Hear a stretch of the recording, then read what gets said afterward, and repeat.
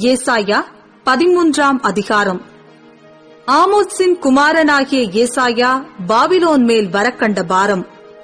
உயர்ந்த பர்வதத்தின் மேல் கொடியேற்றுங்கள், உரத்த சத்தமிட்டு ஜனங்களை வரவழையுங்கள். அவர்கள் பிரபுக்களின் வாசல்களுக்குள் பிரவேசிப்பதற்கு சைகை காட்டுங்கள். நான் பரிசுத்தமாக்கினவர்களுக்கு கட்டளை கொடுத்தேன். என் கோபத்தை நிறைவேற்ற என் பராக்கிரமசாலிகளை அழைத்தும் இருக்கிறேன். அவர்கள் என் மகத்துவத்தினாலே களி கூறுகிறவர்கள் என்கிறார். திரளான ஜனங்களின் சத்தத்துக்கொத்த வெகு கூட்டத்தின் இரைச்சலும், கூட்டப்பட்ட ஜாதிகளுடைய ராஜ்யங்களின் அமளியான இரைச்சலும் மலைகளில் கேட்கப்படுகிறது. சேனைகளின் கர்த்தர் யுத்த இராணுவத்தை இலக்கம் பார்க்கிறார். கர்த்தர் வருகிறார். அவருடைய கோபத்தின் ஆயுதங்களும் தேசத்தை எல்லாம் அழிக்க வானம் கவிழ்ந்த கடையாந்தர தேசத்திலிருந்து வருகிறது. அலறுங்கள், கர்த்தரின் நாள் சமீபமாயிருக்கிறது. அது சர்வ வல்லவரிடத்திலிருந்து மகா சங்காரமாய் வரும். ஆதலால் எல்லா கைகளும் நெகிழ்ந்து எல்லா மனுஷரின் இருதயமும் கரைந்து போம். அவர்கள் திகிலடைவார்கள். வேதனைகளும் வாதைகளும் அவர்களை பிடிக்கும். பிள்ளை பெறுகிறவளைப் போல வேதனைப்படுவார்கள். ஒருவரையொருவர் பிரமித்து பார்ப்பார்கள். அவர்கள் முகங்கள் நெருப்பான முகங்களாயிருக்கும். இதோ, தேசத்தை பாழாக்கி அதன் பாவிகளை அதிலிருந்து அழிப்பதற்காக கர்த்தருடைய நாள் கடூரமும் மூர்க்கமும் உக்கிர கோபமுமாய் வருகிறது. வானத்தின் நட்சத்திரங்களும் ராசிகளும் ஒளி கொடாதிருக்கும். சூரியன் உதிக்கையில் இருண்டு போம், சந்திரன் ஒளி கொடாதிருக்கும்.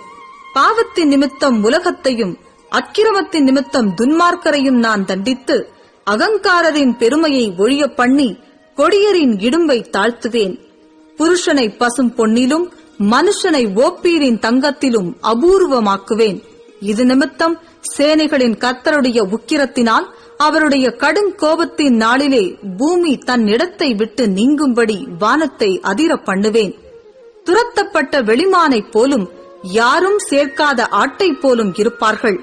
அவரவர் தங்கள் ஜனத்தண்டைக்கு போக முகத்தை திருப்பி அவரவர் தங்கள் தேசத்துக்கு ஓடிப்போவார்கள். அகப்பட்டவன் எவனும் குத்துண்டு அவர்களைச் சேர்ந்திருந்தவன் எவனும் பட்டயத்தால் விடுவான். அவர்கள் குழந்தைகள் அவர்கள் கண்களுக்கு முன்பாக மோதியடிக்கப்படும். அவர்கள் வீடுகள் கொள்ளையிடப்படும். அவர்கள் மனைவிகள் அவமானப்படுவார்கள். இதோ, நான் அவர்களுக்கு விரோதமாய் மேதியரை எழுப்புவேன். அவர்கள் வெள்ளியை மதியாமலும் பொன்னின் மேல் பிரியப்படாமலும் வில்லுகளால் இளைஞரை சிதைத்து விடுவார்கள்.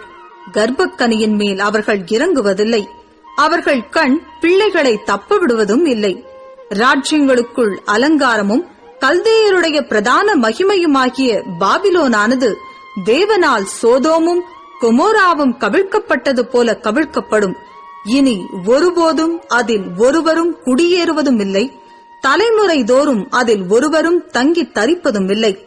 அங்கே அரபியன் கூடாரம் போடுவதும் இல்லை. அங்கே மேய்ப்பர் மந்தையை மறிப்பதும் இல்லை. காட்டு மிருகங்கள் அங்கே படுத்துக் கொள்ளும். ஊளையிடும் பிராணிகள் அவர்கள் வீடுகளை நிரப்பும். கோட்டான்கள் அங்கே குடிக்கொள்ளும். காட்டாடு அங்கே துள்ளும். அவர்கள் பாழான மாளிகைகளில் ஓரிகள் ஊளையிடும். வலுசர்பங்கள் அவர்கள் செல்விக்கையான அரண்மனைகளில் ஏகமாய்க் கூடும். அதன் காலம் சீக்கிரம் வரும், அதன் நாட்கள் நீடித்திராது என்கிறார்.